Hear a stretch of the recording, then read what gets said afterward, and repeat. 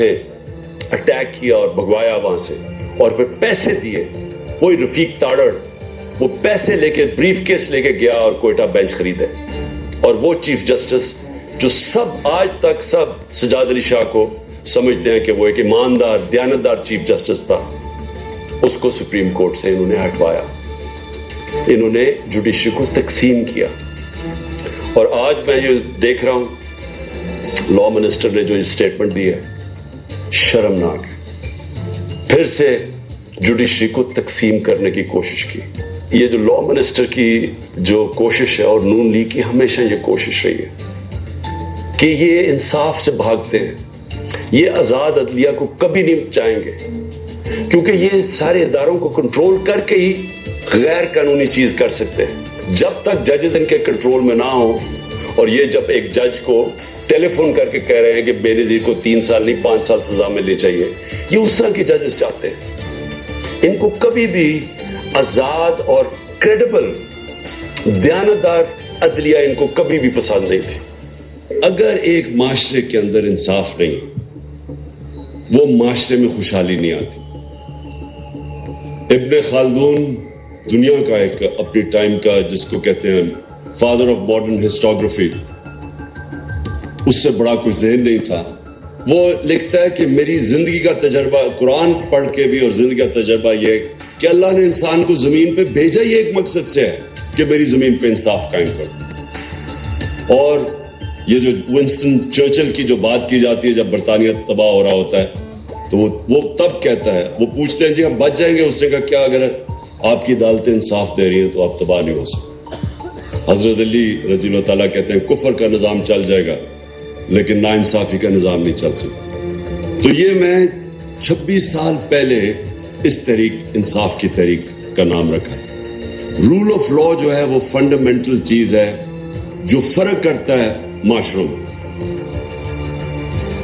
ابھی role of law index کی بات کر رہے تھے گوندل صاحب کہ ہم 130 نمبر پہ ہیں دنیا میں, 130 نمبر پہ. سوئٹزرلینڈ دنیا میں نمبر 1 پہ ہے. رول آف لا انڈیکس پہ سوئٹزرلینڈ نمبر 1 پہ ہے, ہم 130 پہ ہیں. آزاد عدلیہ جو رول آف لا امپلیمنٹ کرتی ہے اور جو قوم کو لوگوں کو آزاد کرتی ہے, طاقتور کے ظلم سے آزاد کرتی ہے. یہ جو فیوڈل کلچر ہے, فیوڈل کلچر کیا ہے؟ کیوں ایک وقت ہوتا تھا کہ اوپر سے انویڈر آتا تھا, جیسے افغانستان سے گزرتا تھا سیدھا وہ پہنچتا تھا دلی تک, کوئی راستے میں اس کو رکاوٹ نہیں ہوتی تھی, کیونکہ فیوڈل سسٹم کے اندر لوگ غلام ہیں. تو ان کو فرق ہی نہیں پڑتا تھا کہ کوئی باہر آئے, کیونکہ جو اوپر آئے یا جائے. بابر کے اوپر یہ بابر کی ایک جو پہلا مغل بادشاہ جب آیا تھا تو اس کے اوپر یہ ایک انسیڈنٹ بتایا جاتا ہے کہ وہ جب آیا تو اس نے ایک چھوٹی سی پہلے ریڈ کیا, فتح کرنے سے پہلے اس نے ایک ریڈ کی پانی پت سے پہلے سیالکوٹ کے پاس. تو کہتا ہے ایک چھوٹی سی لڑائی ہوئی, یہ جیت گئے. تو کہتا ابھی وہ شام کو بیٹھا دیکھ رہا تو تھوڑی دور, لڑائی سے تھوڑی دور ایک کسان اپنا ہل چلا رہا ہے. وہ بڑا حیران ہوتا ہے کہ یہ اس کو کوئی فرق ہی نہیں پڑا کہ کوئی باہر سے فوج ہے یا لڑائی ہوئی ہے. وہ کسان کو بلاتا ہے شام کو, کہتا ہے تم بڑے دلیر آدمی ہو گئے کہ تمہیں فرق ہی نہیں پڑا کہ باہر سے کوئی فوج ہے یا لڑائی. وہ کہتا ہے میرا کسان میرا حل چلتا رہا, مجھے کیا فرق پڑتا ہے کون آئے کون جائے, کیونکہ وہ تو آزاد ہی نہیں تھا. کیوں سارا قبائلی علاقہ اور افغانستان کیوں ہمیشہ اپنی آزادی کے لیے لڑتے ہیں؟ کیونکہ وہ آزاد ہیں. ان کا جو سسٹم ہے جرگا سسٹم, وہ بیسکلی ریپرزینٹ کرتا ہے. ان کی جوری سسٹم بھی بن جاتا ہے, ان کو انصاف بھی مل جاتا ہے اور ان کی آواز بھی ہوتی ہے, وہ پھر لوکل گورنمنٹ بھی بن جاتی ہے. تو وہ ہمیشہ لڑتے تھے. جو آتا ہے افغانستان میں ہمیشہ وہ لڑنا اپنے آزادی کے لیے لڑتے ہیں. قبائلی علاقے 80 سال انگریز کے خلاف قبائلی علاقے میں لڑتے رہے لوگ, کیونکہ ان کا سسٹم آزاد تھا. آزاد, جب ہم آزادی کی بات کرتے ہیں یہ یاد رکھیں کہ فیوڈل سسٹم جس کے اندر طاقتور کے لیے قانون, کمزور کے لیے دوسرا, اس کے اندر کبھی اس معاشرے کا پوٹینشیل اوپر نہیں آتا. ایکسپورٹس ہماری ریکارڈ تھی, ریمیٹنسز ریکارڈ تھی, لیکن جو انویسٹمنٹ تھی جس سے اصل میں پاکستان اٹھ رہا ہے, اس کے سب سے بڑی رکاوٹ اس کے سامنے رول آف لا نہیں ہونے کی ہے. कॉन्ट्रैक्ट एनफोर्समेंट नहीं है। बड़े बड़े इन्वेस्टर डरते हैं जो मैस लेवल पे जो आपके ओवरसीज इन्वेस्टर्स हैं जो कि छोटी छोटी इन्वेस्टमेंट कर सकते हैं, 1 करोड़ में से 20 लाख पाकिस्तानी इन्वेस्टमेंट कर दें, 1 करोड़ में से 20 लाख भी इन्वेस्ट कर दें, पाकिस्तान को कोई किसी से पैसे लेने की जरूरत नहीं, कोई IMF के पास जाने की जरूरत नहीं। तो पूछे वो इन्वेस्ट क्यों नहीं करते? सबसे बड़ा उनका प्रॉब्लम यह है कि जहां जैसे ही वो फंसते हैं अदालतों में, उनको कोई एतमाद नहीं है कि हमें इंसाफ मिलेगा। जो आज पाकिस्तान का मुस्तकबिल है, फ्यूचर जिस तरफ हम जा रहे हैं, ये लाजिम है कि अगर हम रूल ऑफ लॉ इस मुल्क में नहीं इस्टेब्लिश करते, हम कभी भी इस मुल्क को इस दलदल से नहीं निकाल सकते।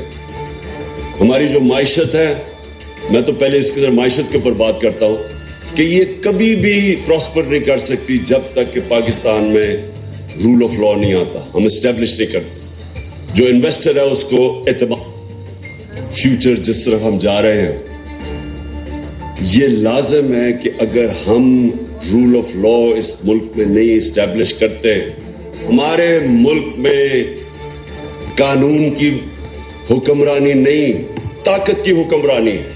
जो ताकतवर है वो कानून से ऊपर है, जो कमजोर है उसकी हिफाजत नहीं करता कानून। इसलिए ये बड़ा इंपॉर्टेंट है कि हम अपने मुल्क में जद्दोजहद करें।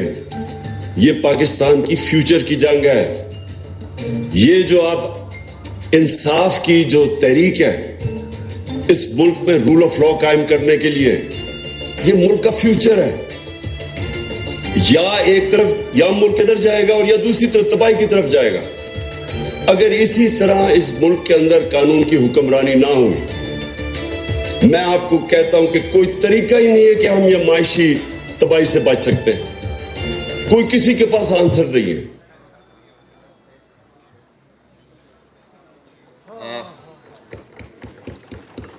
अब मैं दरख्वास्त करूंगा ईमान मज़ारी से, जो आज भी इस फस्ताई रियासत के फस्ताई इदारों के फस्ताई रवैयों से नवाज़मा है और हम सब उसके साथ भी है,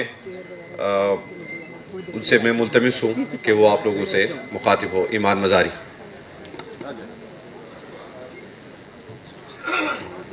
अस्सलाम वालेकुम। सबसे पहले तो मैं तहरीक तहफ़्फ़ुज़ आईन पाकिस्तान को सलाम पेश करती हूँ कि इस घुटन ज़दा माहौल में भी उन्होंने मज़ामत का रास्ता चुना है, जो